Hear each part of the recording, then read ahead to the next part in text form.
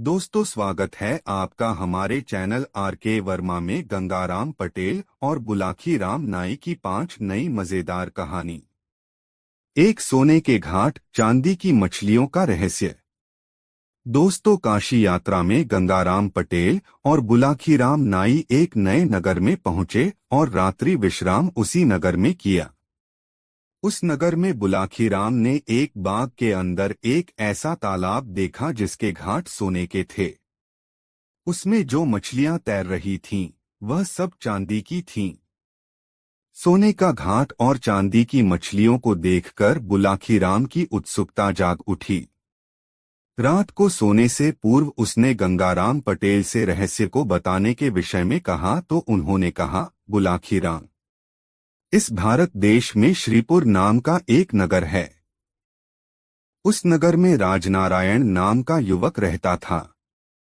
वह क्षत्रिय जाति का था, अतः उसे शिकार करने का बहुत शौक था। वह प्रायः अकेला ही जंगल में जाकर बनेले पशुओं का शिकार किया करता था। एक बार आखेट की तलाश में राजनारायण एक ऐसे जंगल में चला गया जहां वह पहले कभी नहीं गया था। वहां उसे शिकार तो कोई मिला नहीं, लेकिन परिश्रम इतना करना पड़ा कि वह थककर चूर हो गया। वह सुबह के समय घर से निकला था और अब दोपहर का समय हो चला था, अतः भूख प्यास से उसकी हालत खराब होने लगी थी। बुलाकी, इंसान भूख को तो किसी हद तक बर्दाश्त कर लेता है, किंतु यदि पानी न मिले तो उसकी हालत खराब हो जाती है। यही हाल राजनारायण का भी हुआ।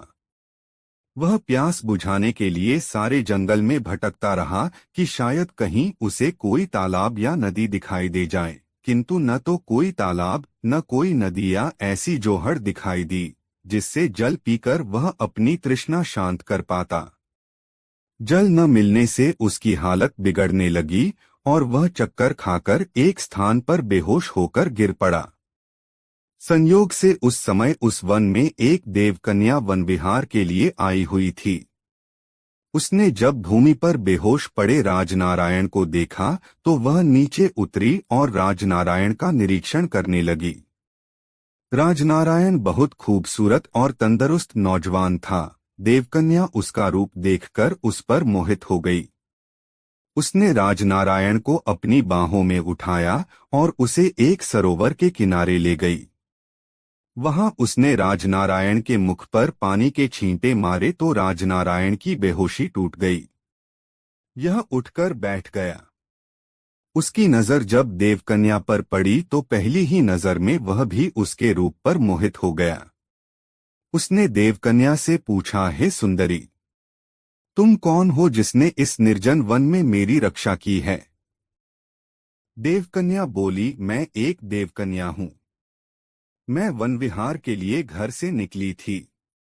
जंगल में तुम मुझे बेहोश पड़े दिखाई दिए तो मैं तुम्हें इस सरोवर पर ले आई। पहले जी भरकर अपनी प्यास बुझा लो, बाकी बातें बाद में होंगी। बुलाकी, तब राजनारायण ने पहले तो सरोवर से जल पीकर अपनी तृष्णा शांत की, फिर उस देवकन्या से कहा, हे सुंदरी, मैं तुम्हारा स्वरूप देखकर तुम पर मोहित हो गया हूँ। अब से पहले मैंने तुम्हारे जैसी कोई अन्य सुंदरी नहीं देखो। क्या तुम मुझसे विवाह करना पसंद करोगी? यह सुनकर उस देवकन्या ने कहा, हे युवक, मोहित तो मैं भी तुम्हारे रूप पर हो गई हूँ, किंतु विवाह मैं तुम्हारे साथ तभी करूंगी जब तुम मेरी एक शर्त मान लोगे। कौन सी शर्त है तुम्हारी? राजनारायण ने पूछा।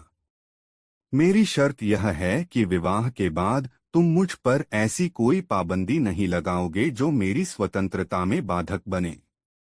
तुम मुझसे यह भी नहीं पूछोगे कि मैं कहाँ गई थी, क्यों गई थी अथवा किसके पास गई थी, आदि आदि।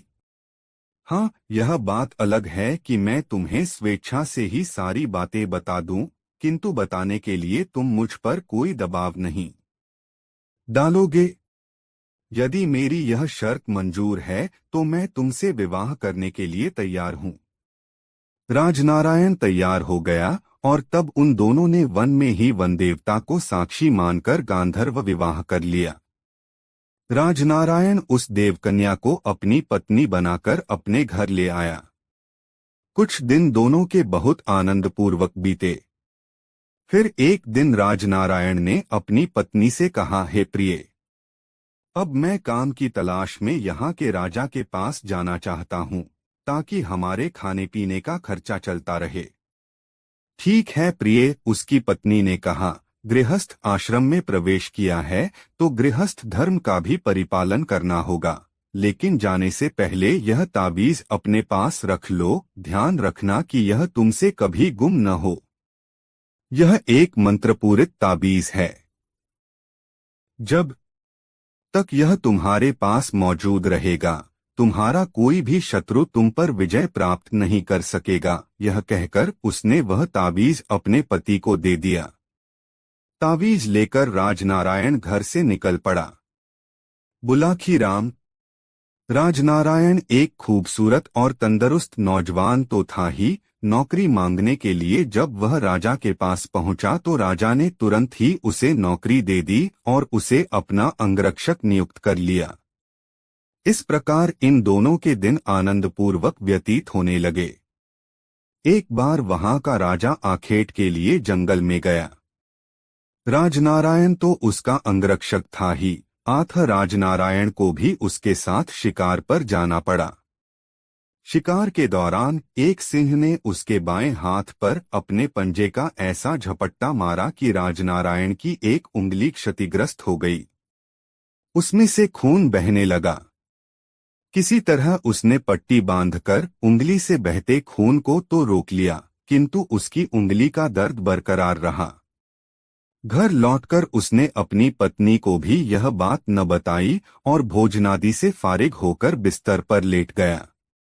आधी रात का समय हुआ तो एकाएक उसकी उंगली में फिर तेज दर्द उठना शुरू हो गया। दर्द के कारण उसकी आंखों से नींद गायब हो गई। तभी उसने जो दृश्य देखा उसने उसके दर्द के एहसास को भी भुला दिया। उसने देखा, दूसरे बिस्तर पर सोई हुई पत्नी एकाएक उठी। उसने एक उचटती सी निगाह अपने पति के बिस्तर पर डाली। फिर यह देखकर कि उसका पति गहरी नींद में सोया पड़ा है, संतोष की सांस लेती हुई मकान के एक दूसरे कक्ष में दाखिल हो गई। राजनारायण दम साधे सोने का नाटक किए यूं ही बिस्तर पर पड़ा रहा। कुछ देर बाद जब उसकी पत्नी सोलह सिंगार करके घर से बाहर निकली तो राजनारायण दबे पांव उसके पीछे लग लिया। उसकी पत्नी एक सरोवर के पास पहुंची। वहां एक काले रंग का पहाड़ जैसा मजबूत व्यक्ति पहले से ही मौजूद था। जैसे राजनारायण की पत्नी वहां पहुंची, उसने लपककर उसे अपनी बाहों में भर लिया और उस पर चुंबनों की बौछार कर दी।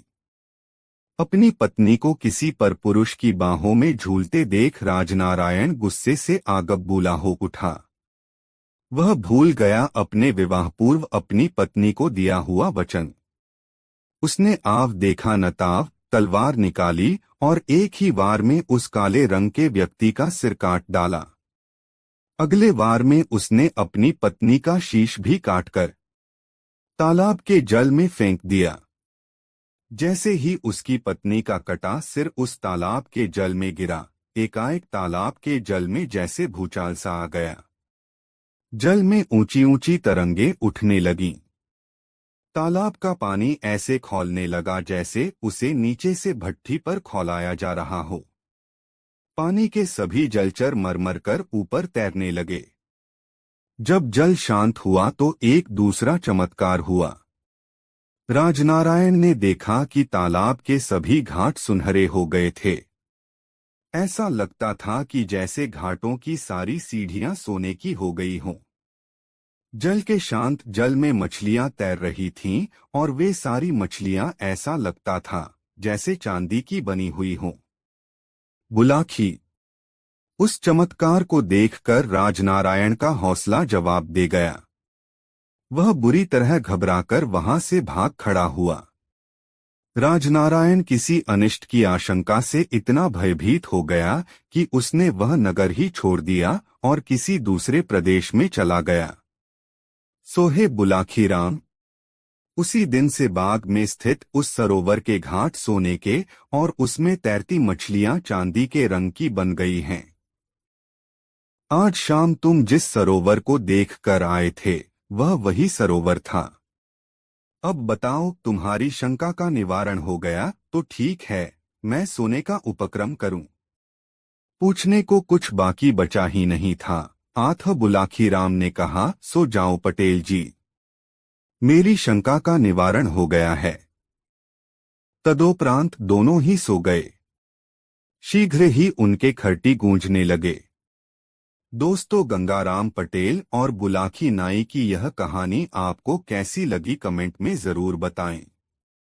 दो कहानी। एक दुष्चरित्र रानी की। काशी यात्रा में दिन भर की यात्रा करते हुए गंगाराम पटेल और बुलाखीराम नाई हरिपुर नामक नगर में पहुंचे और रात्रि को वहीं विश्राम करने का निश्चय करके एक धर्मशाला में ठहर गए। रोज की तरह गंगाराम ने बुलाखीराम को पैसे देकर बाजार से खाने का सामान लाने भेजा तो लौटती बार बुलाखी फिर एक नई बात देख आया। उसने बाजार में देखा कि राजा के आदेश से एक भिखारी और एक सुंदर स्त्री को एक चबूतरे पर बने खंभे के साथ खड़ा करके उनके शरीर में कीलें ठोकी जा रही थीं। दोनों चीत्कार कर रहे थे। खून उनके शरीर से झरझर करता हुआ बह रहा था। बहुत से दर्शक उन्हें देख रहे थे, किंतु कोई भी व्यक्ति उन्हें बचाने के लिए आगे नहीं आ रहा था। बुलाखी यह दृश्य देखकर लौट आया। रात को जब वे दोनों भोजन आदि से निवृत्त हो गए तो बुलाखीराम ने वह दृश्य बताकर गंगाराम पटेल से उसके रहस्य को पूछा। गंगाराम पटेल ने तब उससे इस प्रकार कहा, बुलाखीराम, यहाँ से 100 कोस के फासले पर एक नगर है, कौशाम्बी। वहाँ राजा नरदत्त का शासन था। नरदत्त की रानी शालिनी राजा से नाराज रहती थी। उसका कहना था कि राजा उसकी बहुत उपेक्षा करता है, वह उसे उसके मायके नहीं जाने देता, नहीं वह उसकी इच्छाओं का कोई सम्मान करता है। बुलाखी रानी का यह आरोप सरासर गलत था। राजा शालिनी को बहुत चाहता था, किंतु राजकाज में उसे इतनी व्यस्तता रहती थी कि वह चाहकर भी रानी के साथ उसके मायके जाने के लिए समय नहीं निकाल पाता था। लेकिन जब रानी अपनी जिद पर अड़ गई तो वह कुछ दिन के लिए उसे उसके मायके ले जाने के लिए तैयार हो गया। एक दिन वे दोनों अपने नगर से चल दिए। रास्ते में एक ऐसा जंगल मिला जहां पानी का कोई साधन नहीं था। 12 कोस आगे और 12 कोस पीछे पानी की एक बूंद नहीं मिलती थी।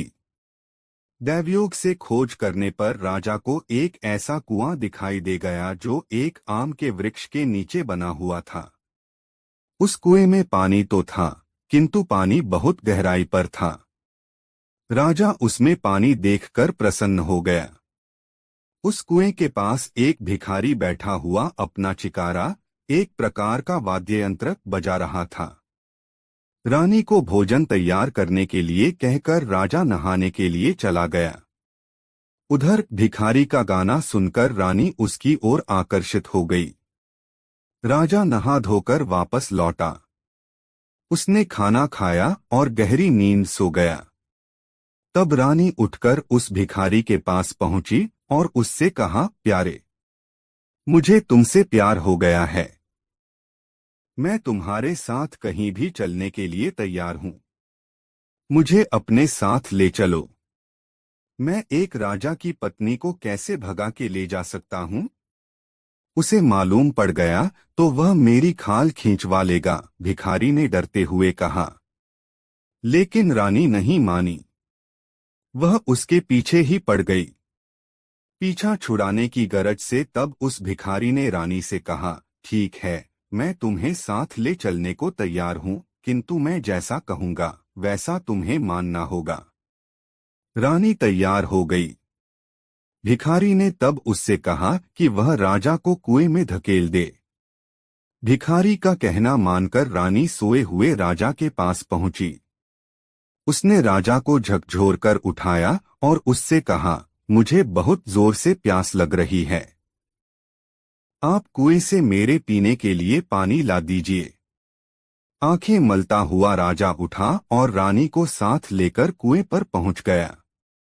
राजा ने जैसे पानी लेने के लिए रस्सी बाल्टी कुएं में लटकाई, रानी ने उसे जोर से धक्का दे दिया। राजा गुडुप गुडुप करता हुआ पानी में डूबने लगा। उसी समय रानी उस भिखारी के साथ वहां से भाग गई। भिखारी और रानी ने पेट पालने के लिए गांव-गांव जाकर नाचना गाना शुरू कर दिया। उधर राजा कुएं में डूबा नहीं था। वह एक पत्थर को पकड़कर अधर में लटका हुआ था। कई दिन ऐसे ही बीत गए। एक दिन एक पशुओं का व्यापारी उधर से गुजरा। उसके पास बहुत से मवेशी थे जिनकी पीठों पर अनाज लदा हुआ था। उसने कुएं से जल खींचने के लिए रस्सी बाल्टी लटकाई तो राजा ने उस रस्सी को पकड़ लिया। ऊपर से वह पशुओं का व्यापारी ताकत लगा रहा था, किंतु रस्सी उससे खींच ही नहीं रही थी। उसने कुएं के भीतर झांका तो 2 हाथ बाल्टी पकड़े उसे दिखाई दिए। तब उसने अपने साथियों की मदद से राजा को बाहर निकाला। इतने दिन पानी में भूखा पड़ा रहने से राजा को न तो कुछ दिख ही रहा था और न वह कुछ सुन ही रहा था। उसका बोल भी नहीं निकल रहा था। उस पशुओं के व्यापारी ने 2 दिन तक राजा को धूप में रखा, उसकी सेवा की तो राजा ठीक हो गया। उसने उस पशुओं के व्यापारी को अपनी आप बीती सुनाई। पशुओं के व्यापारी ने उसे आश्वासन दिया कि वह राजा को उसके राज्य तक पहुंचा आएगा, लेकिन राजा ने मना कर दिया। वह बोला, तुमने मेरे प्राण बचाए हैं, अब से यह जीवन तुम्हारे लिए है, मैं तुम्हारे साथ ही रहूंगा। तब से राजा भी उस पशु व्यापारी के साथ गांव-गांव, शहर-शहर भटकने लगा। एक दिन एक शहर में उसने मजमा जुटा देखा। उत्सुकतावश वह भी मजमा देखने पहुंच गया। वहां क्या देखता है कि उसकी रानी ठुमक ठुमक कर नाच रही है और वह भिखारी गीत गा रहा है। दर्शक उनकी ओर पैसे फेंक रहे हैं। रानी ने अपने पति को पहचान लिया था। उसे देखकर वह बेहद आतंकित हो उठी। वह सोचने लगी कि यह डूबने से बच कैसे गया। तभी वहां के राजा का बुलावा नाच देखने के लिए आ गया। अतः वह उस भिखारी के साथ अपना नाच पेश करने के लिए राज दरबार में चली गई। सारी रात नाच का कार्यक्रम चलता रहा। राजा बेहद खुश था। उसने कलाकारों से पूछा, बताओ मैं तुम्हारे लिए क्या कर सकता हूँ? तुम जो भी मांगोगे वही मिलेगा। महाराज दुहाई हो, बस कृपा बनी रहे। हमें रुपया पैसा कुछ नहीं चाहिए, रानी ने विनय की। हम बहुत प्रसन्न हुए। तुम सच्चे कलाकार लगते हो, पर तुम्हें कुछ तो मांगना ही होगा। हमारे दरबार से कोई खाली हाथ नहीं जा सकता, राजा बोला। तो महाराज एक काम करें। आपके राज में एक पशुओं का व्यापारी आया हुआ है। उसके साथ एक नौकर भी है। आप उस नौकर को फांसी पर चढ़वा दें। राजा ने तत्काल अपने सिपाही भेजकर पशु व्यापारी के नौकर को पकड़ बुलाया। नौकर बहुत डरा हुआ था। पशु व्यापारी भी दरबार में आ गया। राजा ने उस नौकर को बताया कि वह फांसी पर चढ़ाया जाने वाला है। नौकर बने राजा ने तब हाथ जोड़कर राजा से निवेदन किया कि पहले उसकी कहानी सुन ली जाए। राजा मान गया। नौकर बने राजा ने तब अपनी दुष्चरित्र पत्नी की सारी कहानी राजा को सुना दी। राजा ने फिर उस पशु व्यापारी से भी पूछा। उसने भी बता दिया कि किस तरह उसने राजा को कुएं से निकाला था। सारी बातें जानकर राजा को बहुत गुस्सा आया।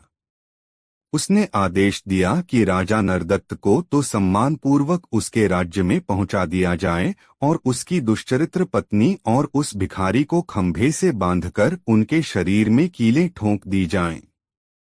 सोहे बुलाखीराम, आज शाम तुम जो दृश्य देखकर आए थे वह वही दृश्य था। राजाज्ञा का पालन किया जा रहा था। राजा के आदेश से ही रानी शालिनी और उसके पुरुष मित्र उस भिखारी को एक खंभे से बांधकर उनके शरीर में कीलें ठोंकी जा रही थीं। इतना कहकर पटेल थोड़ा रुके और उन्होंने बुलाखी की तरफ देखा। फिर पूछा, अब बोलो बुलाखीराम, तुम्हारे प्रश्न का उत्तर तुम्हें मिल गया न? अगर तुम संतुष्ट हो गए हो तो अब सो जाएं। आंखों में नींद गहरा रही है। हाँ पटेल जी, अब आराम से सो जाओ। मेरे प्रश्न का उत्तर मुझे मिल गया है, बुलाखीराम बोला और सोने का प्रयास करने लगा। कुछ ही देर बाद दोनों गहरी नींद में सोए हुए थे। दोस्तों, यह प्यारी कहानी अपने प्रिय मित्रों को जरूर शेयर करें। 3 कुटेव का परिणाम, राम नाम की महिमा। पाठ को अगले दिन पौ फटते ही बुलाखीराम उठा और सीधा उस ओर को चल पड़ा जहां उसने पिछली शाम को वह दृश्य देखा था। जब वह उस मकान के पास पहुंचा तो घर के दरवाजे पर एक मोटा सा ताला लटका हुआ देखा। फिर उसने दाएं बाएं नजरें दौड़ाई तो कुछ आगे उसे जमीन में ताजी खोदी हुई मिट्टी दिखाई दी, जिसे बड़े प्रयत्न से एकसार कर दिया गया था। यह देखकर बुलाखी को यकीन हो गया कि पटेल का कहना यथार्थ ही था। रात की किसी घड़ी में उस शापग्रस्त गाय का प्राणांत हो गया होगा और गृहस्वामी ने सम्मानपूर्वक उसे जमीन में दफन कर दिया है। इन्हीं बातों पर विचार करता हुआ वह लौट आया और पटेल के साथ वापसी की यात्रा की तैयारी में जुट गया। फिर दोनों ने अपना सामान व्यवस्थित कर घोड़ों की काठियों पर लादा और आगे की यात्रा पर चल पड़े। सारे दिन की यात्रा करके वे एक नए नगर में पहुंचे और रात्रि विश्राम के लिए एक मुनासिब सा स्थान देखकर ठहर गए। रोजमर्रा के मुताबिक पटेल ने बुलाखी को पैसे देकर बाजार से अपने तथा घोड़ों के भोजन का सामान खरीदने के लिए भेजा। बुलाखी जब वापस लौटा तो सारे सामान के साथ एक अजूबी खबर भी लाया। उसने रास्ते में देखा था कि एक स्थान पर कुछ लोग खड़े हुए हैं। वहां उसे एक ऐसा बूढ़ा व्यक्ति भी दिखाई दिया जो अर्धविक्षिप्त अवस्था में था।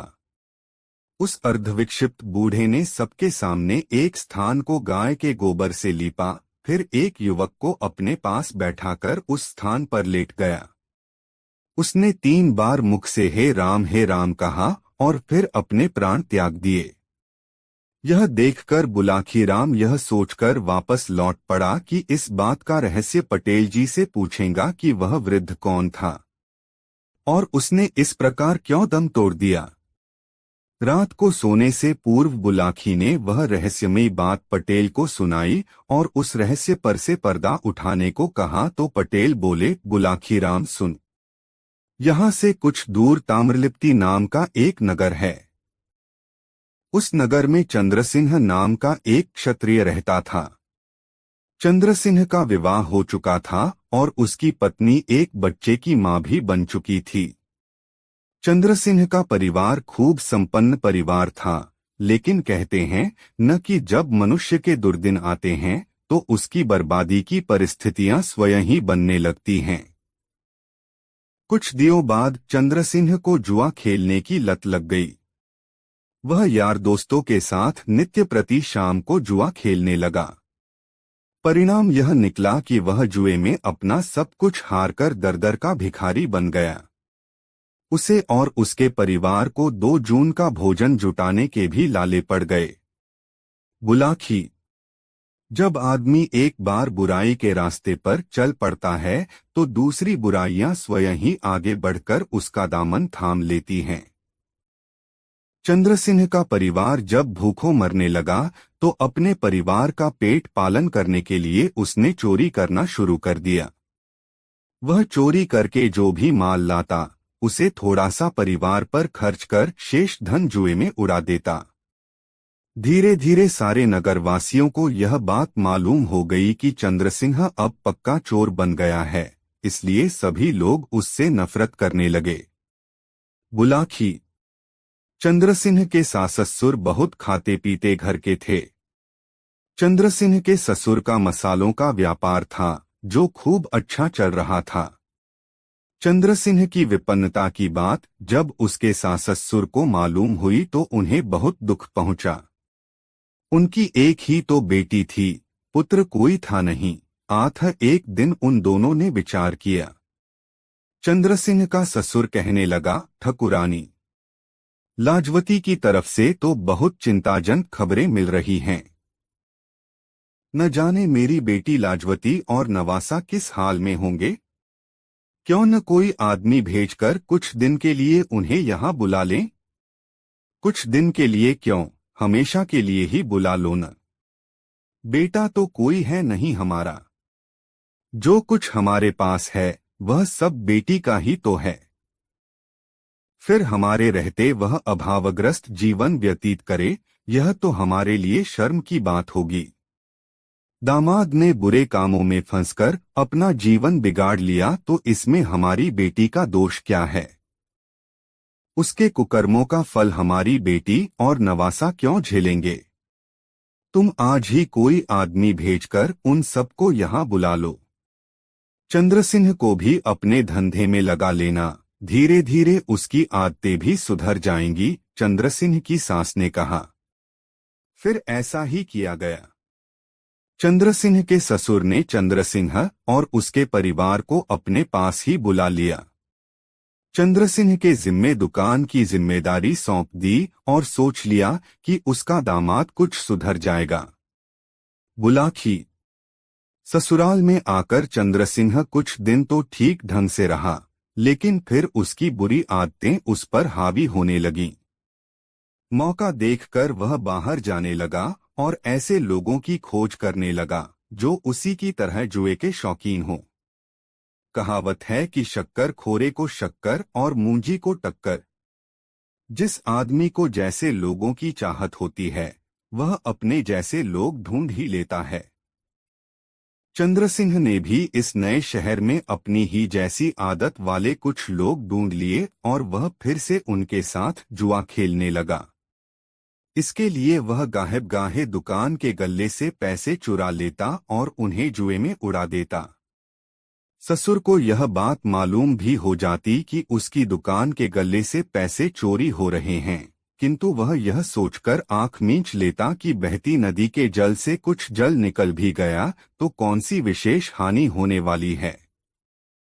बहरहाल वक्त इसी तरह से आगे सरकता रहा। एक दिन की बात है। दोपहर का समय था। चंद्रसिंह अपने ससुर की दुकान पर बैठा हुआ था, तभी उसे दस्त करने की इच्छा हुई। तब वह शौच करने के लिए दुकान से निकलकर दिशा मैदान को चल पड़ा। जंगल में वह ज्यादा ही दूर निकल गया।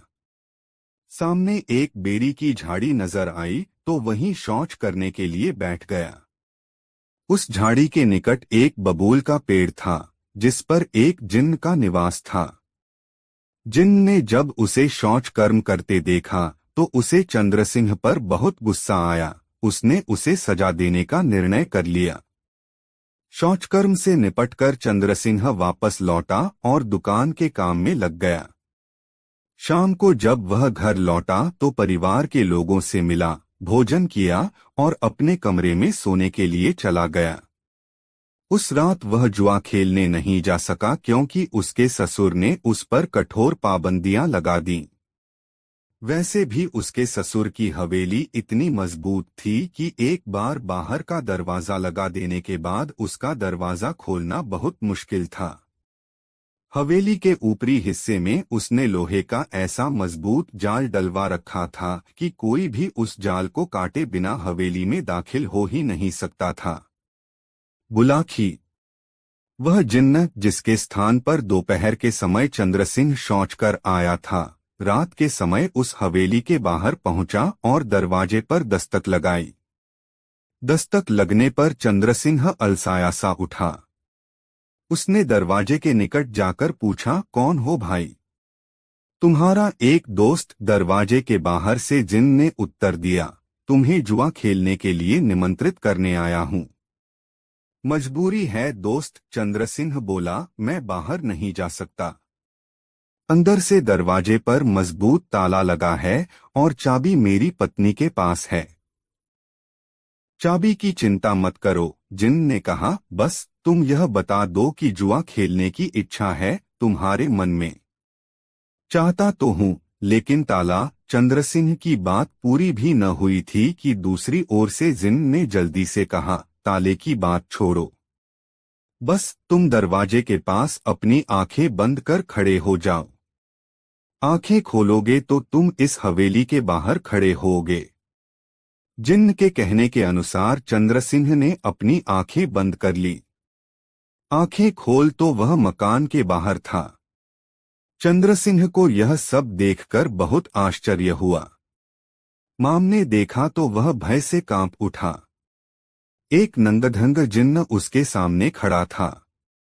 घबराओ नहीं, उसे भयभीत देखकर जिन्न ने कहा, मुझे अपना दोस्त ही समझो। यह कहकर जिन्न ने उसका हाथ पकड़ा और अपने स्थान की ओर से चला।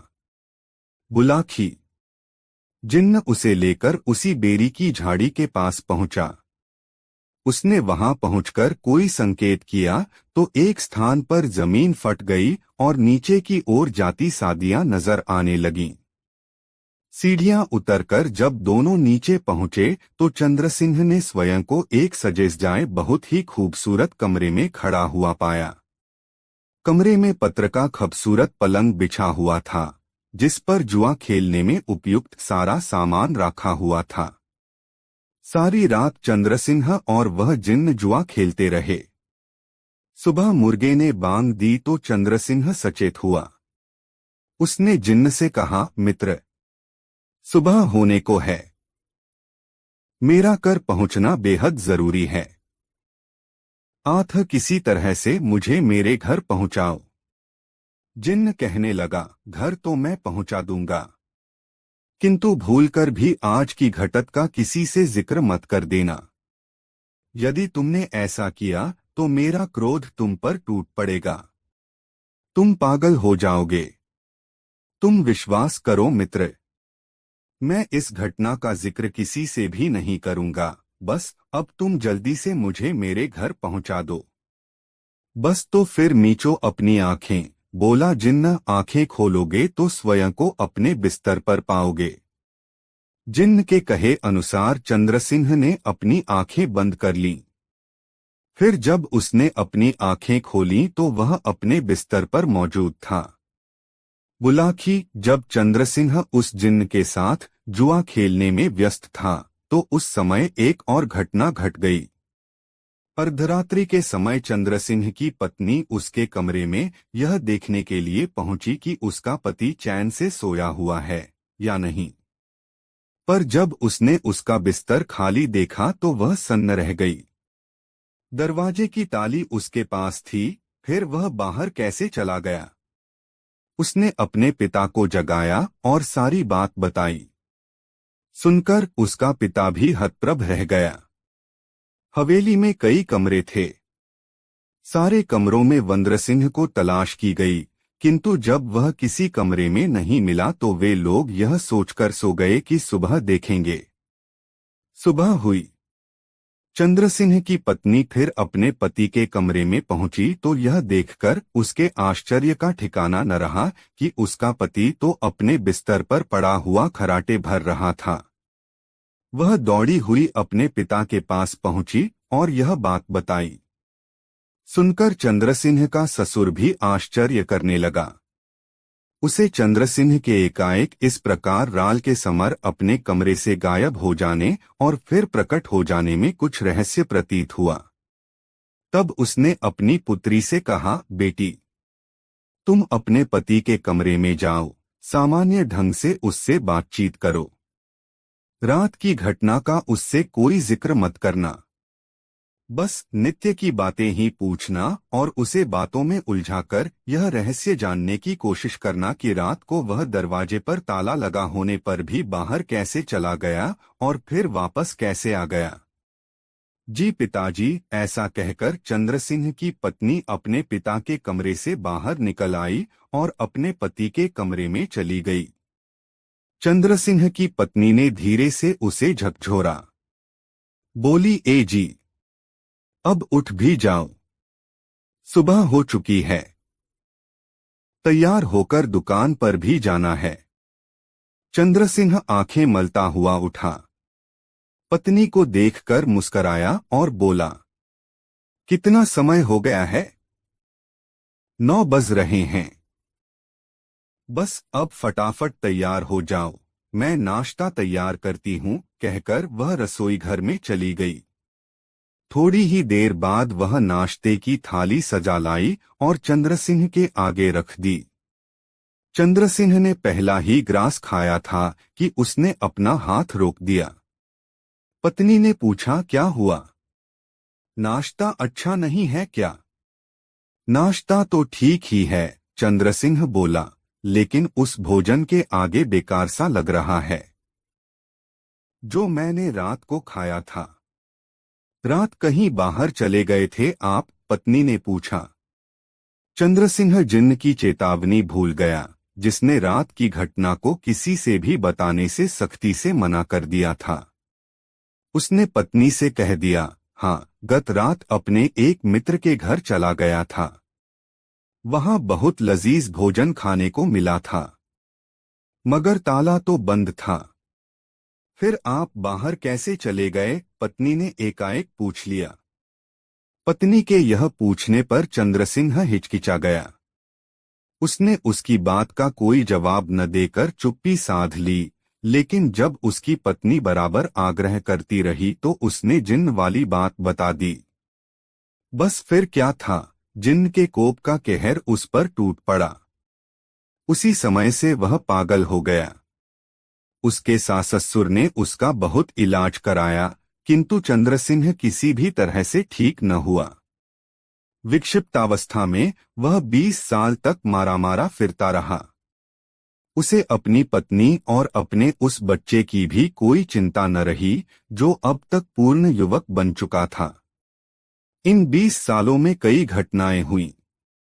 चंद्र सिंह के सास ससुर स्वर्ग सिधार गए। उसकी पत्नी भी उसकी विक्षिप्तावस्था का गम न सह सकी और एक दिन वह भी चल बसी। परिवार में रह गया सिर्फ उसका बेटा सूर्य कुमार। बुलाखी।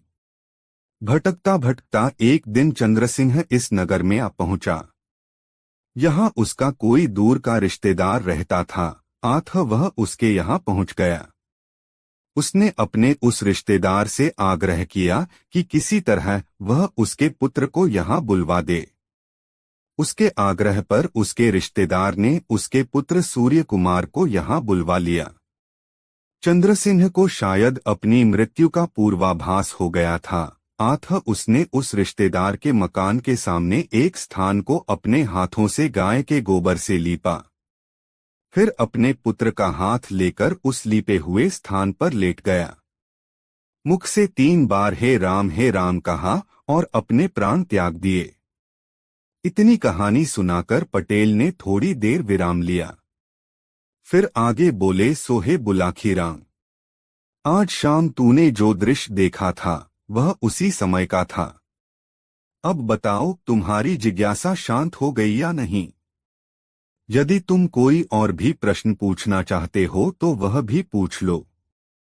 चूंकि बुलाखीराम की जिज्ञासा समाप्त हो चुकी थी, अतः वह चुप ही रहा। तब दोनों ही अपने अपने बिस्तर पर लेट गए। कुछ ही देर में उन्हें निद्रा देवी ने अपनी आगोश में ले लिया। दोस्तों, यह कहानी आपको कैसी लगी कमेंट में जरूर बताएं। 4 अंतरात्मा की आवाज बहुत अच्छी कहानी। दोस्तों, काशी यात्रा के वापसी चरण में गंगाराम पटेल और बुलाखीराम नाई फिर एक नए नगर में पहुंचे और उस नगर में ही रात्रि को विश्राम किया। इस बार भी जब बुलाखीराम को खाने का सामान लाने के लिए बाजार भेजा गया तो वह एक नया दृश्य देख आया। रात्रि को भोजन से निवृत्त होकर दोनों अपनी अपनी चारपाई पर लेटे तो बुलाखीराम ने कहा, पटेल जी, आज मैंने बाजार में एक ऐसा नौजवान देखा जो बहुत ही सुंदर और खूब हृष्ट पुष्ट था, लेकिन उसकी हालत विक्षिप्तों जैसी हो रही थी। वह कुछ देर चलता, फिर रुक जाता, फिर अपने दोनों हाथ ऊपर उठाता और जोर से चिल्लाकर कहता, हाय अब मैं क्या करूं, हाय अब मैं क्या करूं। पटेल जी, उसकी विचित्र हरकतें देखकर मेरे मन में यह जानने के लिए कौतूहल हो रहा है कि वह नौजवान था कौन और वह किस लिए इस प्रकार प्रलाप कर रहा था। कृपा करके इसका रहस्य मुझे बताइए। बुलाखीराम की बात सुनकर गंगाराम पटेल ने कुछ क्षण के लिए अपनी आंखें बंद कर लीं। यूं लगा जैसे वह अतीत में चले गए हों। फिर आंखें खोलीं और कहा, बुलाखी, सुन उस अर्धविक्षिप्त नौजवान का रहस्य, लेकिन एक बात मैं फिर दोहराता हूं, कहानी के बीच बीच में हुंकारा जरूर भरते रहना। तूने हुंकारा बंद करा तो मैं कहानी को बीच में छोड़कर सो जाऊंगा। आप कहानी शुरू तो कीजिए पटेल जी। बुलाखी बोला, मैं सोऊंगा नहीं, कहानी के बीच बीच आप मेरा हुंकारा बराबर सुनते रहेंगे। बुलाखीराम, यह नगर जिसमें आज हम ठहरे हुए हैं, इस नगर का नाम है रतनगढ़। कुछ वर्ष पहले तक इस नगर में बालकृष्ण नाम का एक धनाढ्य व्यापारी रहता था। उस व्यापारी के यहाँ एक ही संतान थी। उसके इकलौते पुत्र का नाम था केवलराम। केवलराम की आयु जब मात्र 3 वर्ष की थी, तभी उसकी माता का देहांत हो गया। पिता बालकृष्ण ने उसे माता तथा पिता दोनों का प्यार देकर उसकी परवरिश की थी। अपनी पत्नी की मृत्यु के समय बालकृष्ण खूब जवान था। वह चाहता तो उस समय दूसरा विवाह भी कर सकता था, किंतु उसने यह सोचकर विवाह न किया कि पता नहीं उसकी नई पत्नी उसके बेटे के साथ कैसा व्यवहार करे। इस तरह उसने अपनी पूरी जवानी अपने बेटे की अच्छी परवरिश पर कुर्बान कर दी। बुलाखी, समय बड़ा बलवान है। उसका चक्र निरंतर चलता ही रहता है, कभी रुकने का नाम नहीं लेता। केवलराम भी समय के साथ बढ़ता गया। धीरे धीरे उसकी उम्र 19 वर्ष की हो गई। अब बालकृष्ण को उसके विवाह की चिंता सताने लगी। एक दिन उसने केवलराम को बुलाकर कहा, बेटा केवलराम, अब तुम किशोर आयु पार करके यौवनावस्था में प्रवेश कर चुके हो। मैं चाहता हूं कि अब तुम्हारा विवाह करा दूं ताकि यह घर आबाद हो जाए। मैंने तुम्हारे लिए एक सुंदर सी कन्या देख भी ली है। कहो तो उसके पिता से आगे बात चलाऊं? केवलराम ने कहा, नहीं पिताजी, अभी विवाह की ऐसी जल्दी नहीं है। अभी मैं अपनी आगे की शिक्षा पूरी करना चाहता हूं। 2 साल बाद ही आप इस विषय पर बात करना। बेटे की इच्छा के आगे पिता को मन मारकर चुप रह जाना पड़ा। जब केवलराम की शिक्षा पूरी हो गई तो पिता ने उसके विवाह की बात फिर छेड़ी। केवलराम कहने लगा, पिताजी, अभी इस विषय पर थोड़ा धीरज ही रखिए। पहले मैं आपसे व्यापार के गुर तो सीख लूं। जब व्यापार करने में पारंगत हो जाऊं, तब आप मेरा विवाह कर देना। बेटा जवान हो चुका था, उसकी बात का भी तो मान रखना था। आठ बुलाखी, बालकृष्ण को फिर से खामोश हो जाना पड़ा। बात फिर से आगे के लिए टल गई। एक बार केवलराम को अपने व्यापार के लिए किसी दूसरे राज्य में जाना पड़ गया। सफर पानी के जहाज से होना था। आठ केवलराम ने जहाज का टिकट खरीदा और अपनी निश्चित सीट पर जाकर बैठ गया। कुछ ही देर बाद एक पति पत्नी का जोड़ा भी वहां पहुंचा और वह भी उसके साथ वाली सीटों पर आकर विराजमान हो गया। कुछ देर बाद जहाज जब बंदरगाह से चल पड़ा तो दोनों ने एक दूसरे से परिचय प्राप्त किया।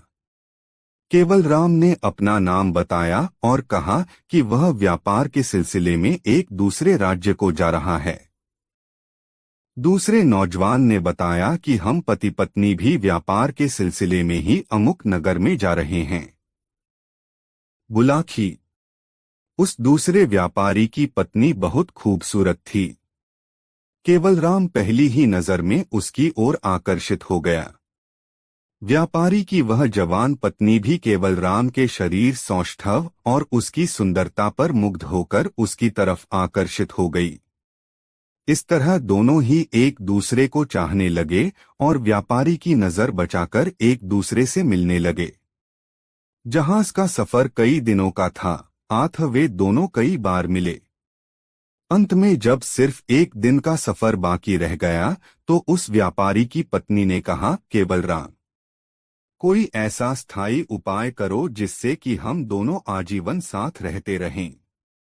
अब तुम्हारा वियोग मुझसे बर्दाश्त नहीं होगा।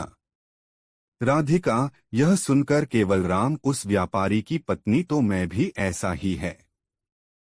मैंने भी पहली ही नजर में तुम्हें अपने हैं। पर क्या करूं? विवशता है। तुम पहले से ही विवाहिता हो।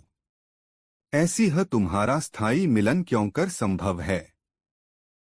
इस संसार में असंभव तो कुछ भी नहीं है। केवल मनुष्य चाहती क्या कुछ नहीं कर सकता। बस हौसला चाहिए। राधिका बोली। मैं समझा नहीं राधिका, तुम आखिर कहना क्या चाहती हो? केवल उलझन भरे स्वर में पूछा। मतलब तो स्पष्ट है, राधिका बोली। तुम अगर किसी तरह अपने गले से मेरे पति को दूर कर दो तो हम स्थायी रूप से इकट्ठे रह सकते हैं। यह कैसे संभव है? केवल राम बोला। तुम्हारा पति तुम्हें बहुत चाहता है। वह तो एक मिनट के लिए भी तुम्हें छोड़ना नहीं चाहता। ऐसी हालत में हमारा स्थायी मिलन असंभव है। तब तुम सदैव के लिए उसे अपने रास्ते से हटा दो। राधिका ने स्पष्ट स्वर में जवाब दिया। तुम्हारे कहने का मतलब है उसकी हत्या कर दूं? नहीं राधिका, तुम्हें पाने की खातिर मैं मानवहत्या जैसा घृणित कार्य कभी नहीं कर सकता। केवल राम ने कहा। अरे कैसी कायरों जैसी बातें करते हो? राधिका ने उसे उकसाया। प्रेसी को पाना भी चाहते हो और जोखिम उठाने से भी डरते हो। जानते हो, अपनी प्रेसी को प्राप्त करने के लिए तो प्रेमियों ने बड़े बड़े युद्ध लड़े हैं। वे सब बीते युग की बातें हैं। राधिका, सच बात तो यह है कि मैं एक धर्मपरायण व्यक्ति हूँ। मेरे घर के संस्कार हमेशा से धर्म के प्रति सहिष्णु रहे हैं। तुम आदमी को मारने की बात कर रही हो, मैं तो किसी चींटी की भी हत्या नहीं कर सकता। केवल राम ने कहा। तब बात कैसे बनेगी? राधिका सोच में पड़ गई।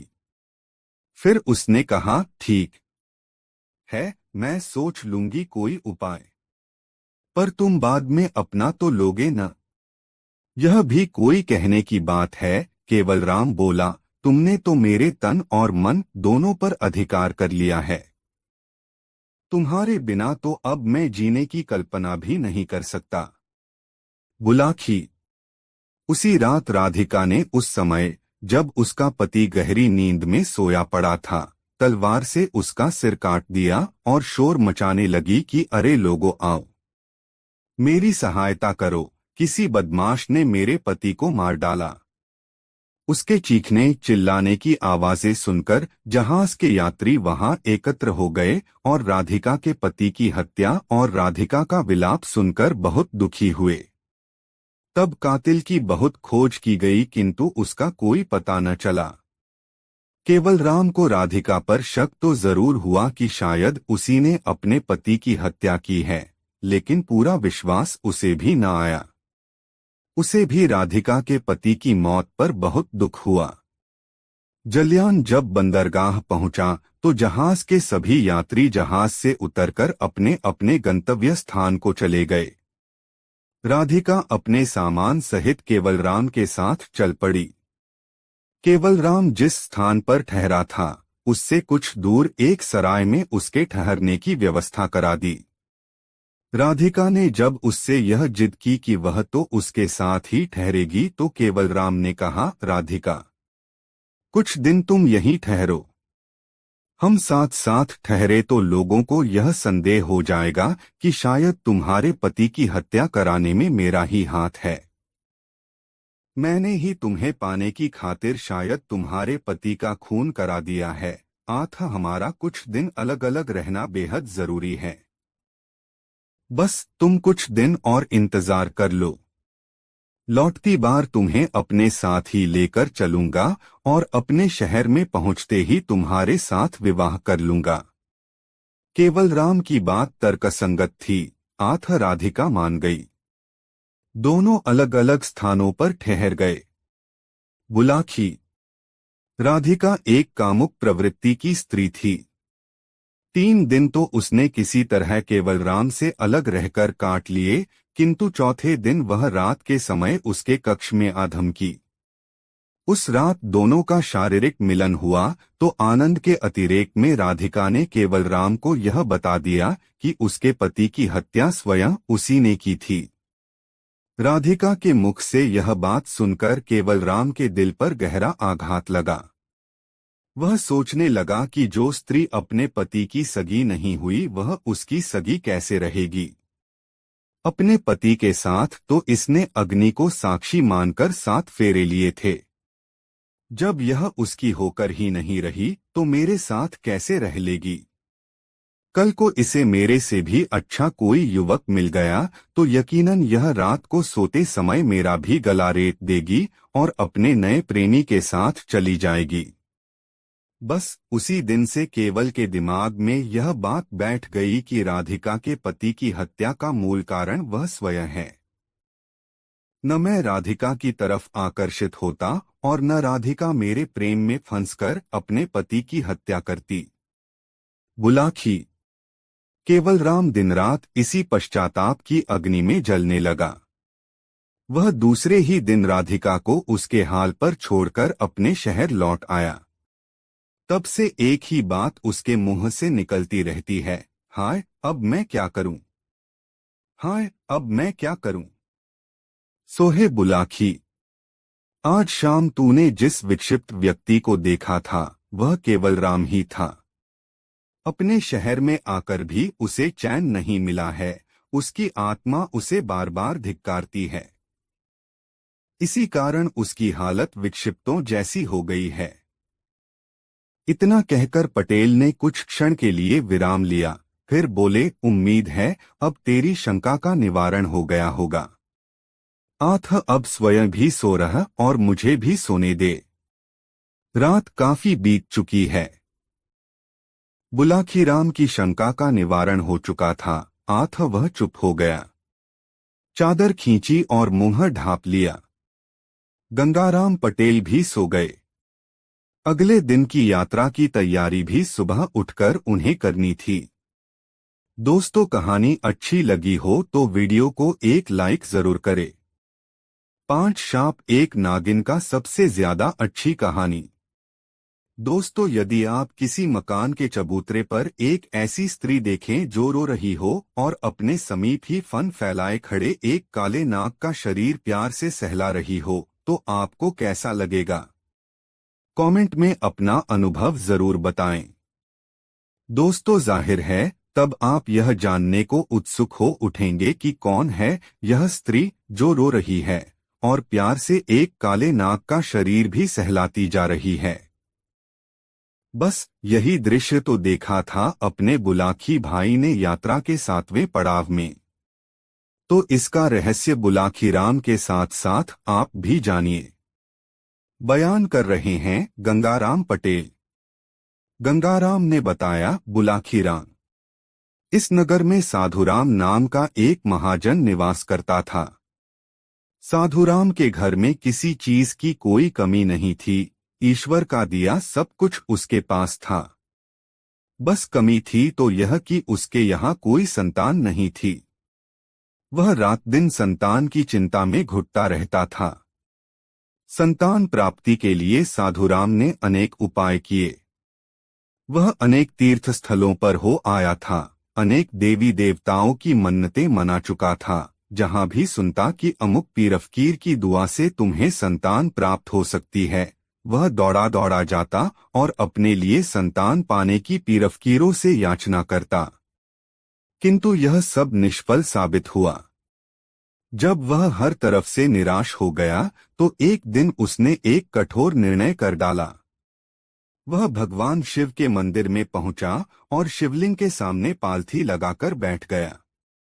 उसने निश्चय कर लिया था कि अब यहाँ से तभी हटूंगा जब तक भोले बाबा मुझे संतान प्राप्ति का आशीर्वाद नहीं दे देते।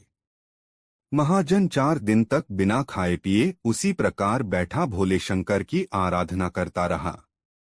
बिना भोजन पानी लिए उसका शरीर कृशकाय हो गया। आंखें निस्तेज होने लगीं। चेहरा मुरझा गया। बुलाकी राम, उस मंदिर में एक काला नाग भी रहता था। उसने महाजन को इस प्रकार दुखी देखा तो उसे बहुत दुख पहुंचा। उसने सोचा कि यह व्यक्ति यदि इसी प्रकार 4-6 दिन और यहाँ बैठा रहा तो निश्चय ही इसके प्राण चले जाएंगे। आथ कोई ऐसा उपाय करना चाहिए जिससे कि यह जीवित भी रहे और इसकी मनोकामना भी पूरी हो जाए।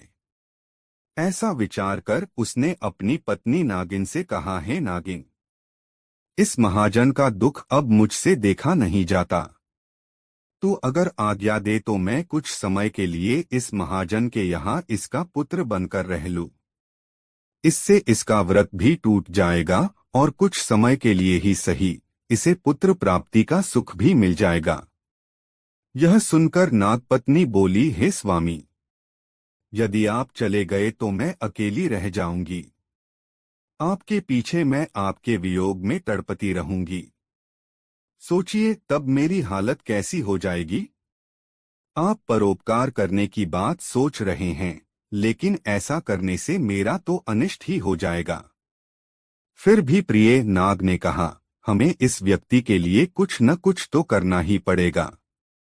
जरा सोचो, यदि यह यहाँ मर गया तो उसका पाप दोष हमारे सिर पर आ जाएगा। इस योनि के बाद जब हम धर्मराज के पास जाएंगे और धर्मराज जब हमसे यह पूछेंगे कि तुमने जानते बूझते हुए भी एक प्राणी को क्यों मर जाने दिया, तब हम क्या उत्तर देंगे। यह सुनकर नागपत्नी सोच में पड़ गई। फिर उसने सोचकर नाग से कहा, स्वामी, हत्या का दोष अपने सिर लेना तो मुझे भी पसंद नहीं। आथा आप कुछ समय के लिए इस महाजन के पुत्र के रूप में रह लीजिए, लेकिन 2-4 साल से अधिक समय के लिए नहीं। इतने वर्ष तक का आपका वियोग में सहन कर लूंगी।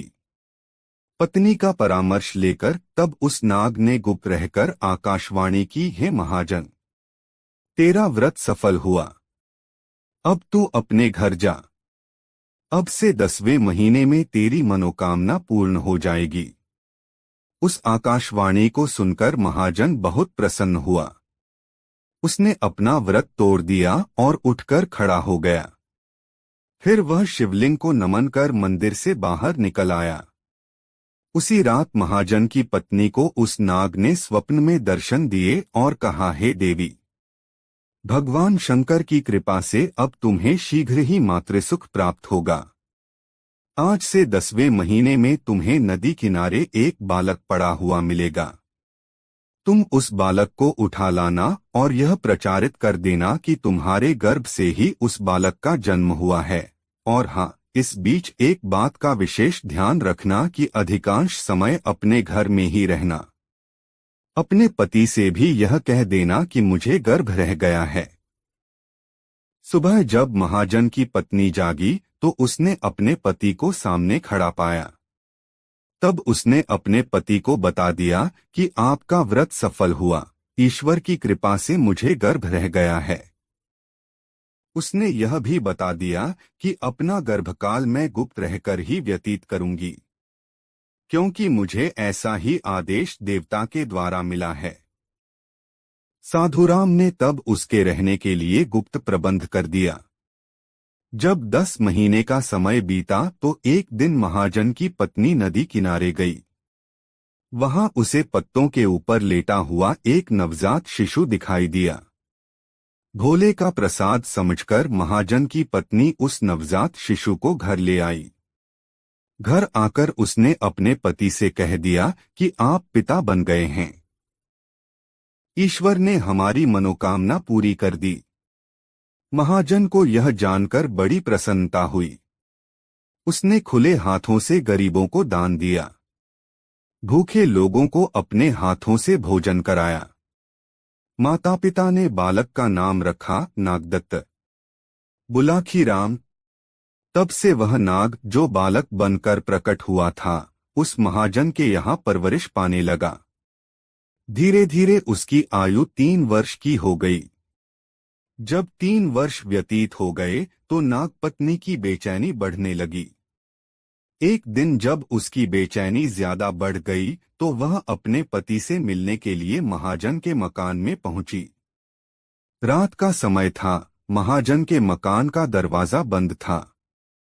नागिन को अंदर जाने का मार्ग न मिला तो वह मोरी के रास्ते से अंदर प्रवेश कर गई। वहां उसने बाल रूप में बिस्तर पर लेटे अपने पति का स्पर्श किया और कहा, हे नाथ, अब 3 वर्ष का समय बीत चुका है। इस दंपति को मातृ सुख भी प्राप्त हो चुका है। अतः अब अपना यह रूप त्यागिए और मेरे साथ चलिए। तब बालक रूपी उस नाग ने कहा, हे प्रिय, अभी इन दोनों ने अपने पुत्र अर्थात मुझसे कुछ सुख प्राप्त नहीं किया है। अतः तुम कुछ दिन और धैर्य धारण कर लो। ये माता पिता मुझसे कुछ सुख प्राप्त कर लेंगे तो मैं स्वयं ही यह देह त्याग कर तुम्हारे पास लौट आऊंगा। उस बालक रूपी नाग से यह आश्वासन पाकर नागपत्नी संतुष्ट होकर लौट गई। धीरे धीरे समय बीतता गया। बालक नागदत्त की आयु 17 वर्ष की हो गई। तब उसके पिता ने उसका विवाह करा दिया। अपनी पत्नी के साथ सुखपूर्वक रहते हुए नागदत्त ने अपने पिता का सारा कारोबार संभाल लिया। बुलाखी। जब नागदत्त ने 18वें वर्ष में प्रवेश किया तो एक दिन उसके माता पिता गंगा स्नान के लिए गए। दुर्भाग्यवश गंगा की बीच धारा में उनकी नाव पलट गई और वे जल में डूबकर मर गए। उनके मरने के बाद घर का और कारोबार का सारा दायित्व नागदत्त के कंधों पर आ पड़ा। एक दिन नागिन पुनः अपने पति से मिलने के लिए आई। उसने नागदत्त से कहा, स्वामी, अब तो आपने अपने सारे दायित्वों का निर्वाह भी कर लिया है। अतः आप अब यह देह त्याग कर मेरे साथ चलिए। नागदत्त कहने लगा, अभी कैसे चलूं? अपनी इस पत्नी को मैंने कोई संतान भी नहीं दी। कम से कम एक पुत्र तो इसकी कोख से पैदा हो जाए, तब मैं तुम्हारे पास लौट आऊंगा। नागदत्त की बात सुनकर नागिन क्रोधित हो गई। उसने नागदत्त को शाप दे दिया। वह बोली, अरे मूर्ख, तेरी बातों पर विश्वास करके मैंने धीरे धीरे करके 18 वर्ष तेरे वियोग में गुजार दिए। अब मैं समझ गई हूं कि तुझे मुझसे प्रेम ही नहीं रहा है। अतः मैं तुझे शाप देती हूं कि आज से तेरा मानव शरीर तुझसे छिन जाएगा। तू पुनः नाग बन जाएगा और शेष जीवन नाग के रूप में ही व्यतीत करेगा। शाप लगते ही नागदत्त का सारा शरीर नाग के रूप में परिवर्तित हो गया। उसने फिर से मानव शरीर धारण करने के लिए कई बार अपने तपोबल का इस्तेमाल किया, किंतु तप क्षीण हो जाने के कारण वह फिर से मानव स्वरूप न पा सका। सोहे बुलाखी। तब से वह नागरूप में ही अपनी पत्नी के पास रह रहा है। आज जो दृश्य तू देखकर आया है वह वही दृश्य था। वह स्त्री जो रोते हुए बार बार उस नाग के शरीर पर हाथ फिरा रही थी, उसकी विवाहिता पत्नी थी और वह नाग वही महाजन का पुत्र नागदत्त था। बस अब तेरी शंका का समाधान हो गया है। अतः अब आराम से सो जा। मुझे भी बड़े जोरों से नींद आ रही है। कहकर गंगाराम पटेल ने कहानी का समापन कर दिया और चादर ओढ़कर सो गए। बुलाखी नाई भी करवट बदल कर सो गया। दोस्तों, गंगाराम पटेल और बुलाकी राम नाई की यह मजेदार कहानी आपको कैसी लगी कमेंट बॉक्स में जरूर बताएं। ऐसी और नई मजेदार कहानी सुनने के लिए हमारे चैनल आरके वर्मा को सब्सक्राइब जरूर कर लें और यह वीडियो अपने मित्रों के साथ जरूर शेयर करें। वीडियो देखने के लिए धन्यवाद।